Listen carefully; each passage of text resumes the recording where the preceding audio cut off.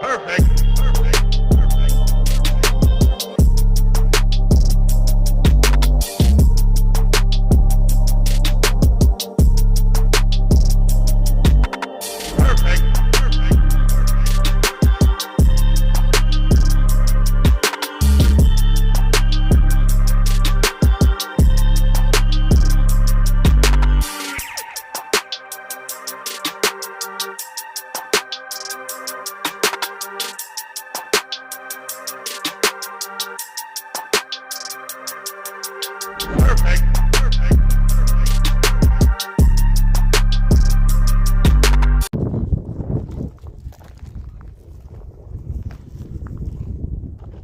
Alright, so starting this off a little bit different on the garage. Just going to go over what to expect next year in 2025 with the builds and cars and the channel in general. To start off, I'm on the phone for now. Camera's still at the house. So start off, I finally put in I'd say a bulk order, but a larger order than I'm used to for shirts and hoodies. Finally pulled the trigger on doing a little bit of merch. So we'll see how this first run goes, and I'll determine if I put another larger order in or not. Have some different colors coming. I saved the good colors for me. For now, I just did strictly black and white for everybody else. So depending on how it goes, might expand it to some different colors and whatnot. Just out walking the dog. So once we get back to the garage, I'll talk about what I need to do to certain cars and what we're going to do on the channel throughout the year. So I'll cut you guys off now and cut you guys back on when I get back to the house. Alright, so back in the garage, and we'll go over what to expect on the channel for 2025. We'll start with the biggest build that I have planned so far, which will be the LS Swap PT Cruiser. I have two frame rails ordered. I need to order, I think, 2 more. Probably do the same length, same thickness. So that should be enough to do the support or the frame connectors, the back half, and it might be enough to do the front also.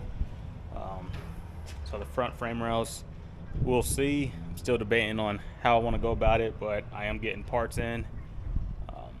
Next thing, besides frame rails, I'll order the Mustang 2 cross member and probably the suspension also. I'll hold off on getting the coil springs and just go shocks and springs for now, or the coilovers. I'll hold off on getting that package just because I'm not sure of the spring rate and everything, about the weight of the car. I kind of have a rough estimate on how much weight I'm going to add to it, but we'll see. But yeah, definitely want to, it's definitely going to be lower. Probably step it up to 18s or 19s. I don't think I'll do 20s, but the PT build is underway. Like I said, just going to be slowly getting parts here and there. Stripping out the interior still. There's a little bit left in here, but not enough to slow me down anymore. All the major stuff's out. All that's probably to be ripped out and not used anyway. Probably just be a standalone harness and see if I can keep the window controls and everything. So try to keep some of the electronics intact. If not, just have to rewire it with the universal harness, get the windows to work and lights, and we'll go from there. Camaro is back in action. So I was having a misfire on this one, and it kept saying cylinder 4 misfire. So I did the easy thing to do, plugs and wires, and a new coil pack on that. Still causing it. Finally got around to replacing the injector. I just did the one, not all 8 of them. So she's been running good ever since. Did do new O-rings in it. So I guess anytime you take the injectors out, you want to do new O-rings, lube those up, put them back in, and she's been running good ever since. Kind of makes me remember why I got the car in the first place. The first day, got it back running, took it to work, kind of babying it. Second day, got on it, drove the car like it's supposed to be driven. The only thing with this, eventually I'll probably need a new windshield. It does have a pretty good crack in it. And then I know the tint's starting to fade a little bit, so the Camaro, it's pretty much the fun daily. Just throw tires in, the oil changes, call it good. Nothing too fancy with that yet. But let's go. The truck, that's the daily, so that'll probably just stay like it is. Yeah, I would like a lift and all that, but I don't need it. And if you see something's missing in the background, yep, something is missing in the background. Finally sold the Blazer. I sold it to a family friend, and his car got stolen. He was looking for an inexpensive car, pass emissions, and I've always been debating on getting rid of the Blazer, so I know it went to a good place. I told him if he decides to get rid of it, I have the first right of refusal, so if he does decide to sell it, I could get it back if I wanted it back, but I'm pretty sure he'll hold on to it for a while. Probably give it to one of his kids because they're getting big. So we'll see about that. Have been looking for other replacements, so we'll go over that here in a second. The Elko, I know I said I was planning on pulling the motor and transmission, freshening up the engine bay, and repainting it. It's not off the table yet, but it probably won't happen as soon as I thought. It'll probably still just be riding like this throughout the summer because the PT is the main focus right now. Well, yeah, it's the bigger build right now. The Elko, like I said, once the PT is ready to really be stripped down as far as suspension, get the K member out, get the wheels and tires off, that'll be pulled into the garage, so the Elko would be the one to lose its spot in the garage for now.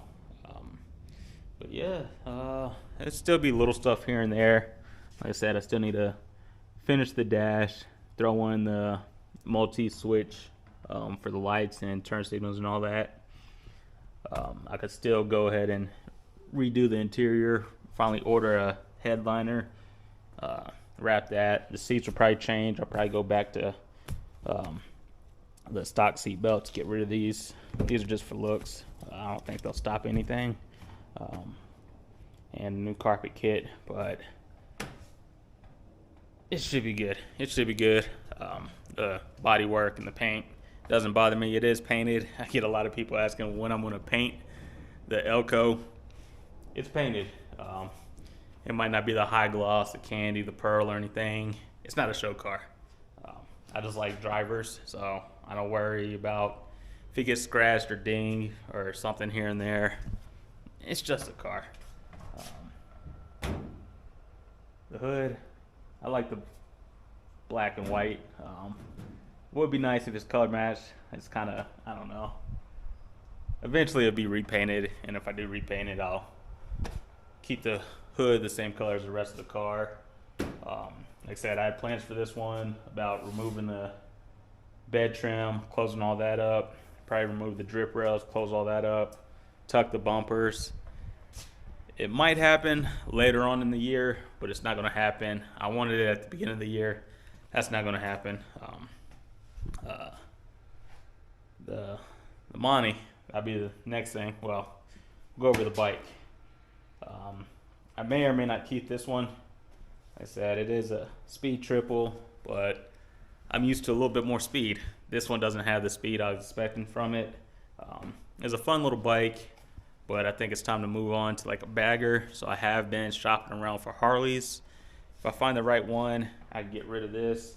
Or if I find the right one, I might be able to swing both of them. So it's no biggie. I always joke like, yeah, the channel does pay for the bike. It's not a lot, but it does make the little bike payment every month, so I'm not too worried about it. That's probably one of the guys at Harley trying to get a hold of me now, which it is. But they don't have the one I'm looking for. It just hasn't jumped out yet. So, yeah, like I said, the bike may or may not stay. and then may or may not get a Harley, which I've been looking.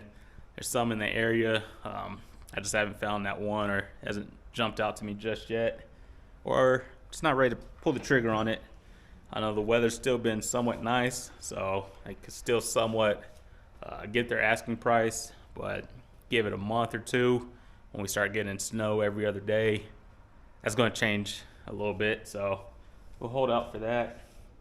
And I'm also still looking for a Caprice PPV. There's 4 of them at auction right now, which still has like 20 days on it. So I'm debating, keeping the fingers crossed, because it would be nice to have kind of, I'd say, a low-key daily. The Camaro stands out a little bit. It pisses people off, just the driving habits it brings out of me when I'm behind the wheel. The truck, it's nice, but for a daily, it's actually not too bad on gas mileage. Everything's a V8, so I'm not too worried about gas mileage. But it'd be nice just to have a car to hop in and run errands with, just use as a daily, where the Camaro is more of a, hey, let's have fun in it. But that'll bring us back to the Monty. So this will probably be the last, well, I won't say the last, this is the last car as far as plans for the year. I don't have anything else planned besides, maybe getting the Harley and looking for a Caprice PPV. Still sticking to the auction route. They're a little bit cheaper that way. The people who have them already, they kind of know the value of them, so private sale on a PPV is a little bit higher than auction, so we'll see. But the Monty, what is going on with the Monty? I know last time I really drove it, it was having charging issues, so I still need to get the alternator off, test that. The battery's good because it holds a charge, so it's good there. Might just need to check some wiring. I know the brake light switch, the horn relay is unplugged, which that shouldn't really affect it. And then the brake lights, I think that switch is off because everybody's been telling me my brake lights haven't been working correctly, so I need to look into that. And then what was it, Sunday I met up with my buddy George. He had his 89 Caprice out. It's 5.3 single turbo, and that thing gets down. And I know he has a little bit smaller turbo, so I've been debating on if I want to downsize the turbo or not, or just wait until I get it tuned to really see this thing make the power that it should be making. Might hold off on that, but I definitely want to get a converter, so a higher stall converter. Right now it's just a stock one in there, and I think that's around 14 to 18 for the stall. I would like to step it up to like a 28 or 3200 stall, and hopefully it moves a little bit better. I still have to go back in and check all these fittings, make sure everything's tight. There's no boost leaks, because it should be built-in boost, but it's struggling to. So have to see what's up with that. As far as anything else under here, I'll probably have to pull the intake pretty soon, just reroute some stuff, and then definitely want to change these vent lines. So want to redo those. So in order to do that, the intake is probably going to come off. I don't want to, but it'll make it a lot easier. But everything else seems pretty cool under here after the hood vents. So did the hood vents, wrapped the header, so that helped with the cooling in there. And then I do notice when I go to prime the car, let the fuel pressure build up, and then shut it off, the pressure drops. And I noticed somebody else had that comment on one of the pages, and they mentioned that the fuel pump might not have a check valve in it.